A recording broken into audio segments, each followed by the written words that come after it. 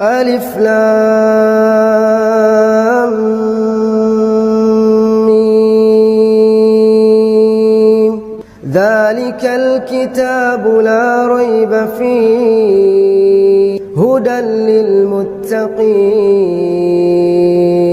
الذين يؤمنون بالغيب ويقيمون الصلاة ومما رزقناهم ينفقون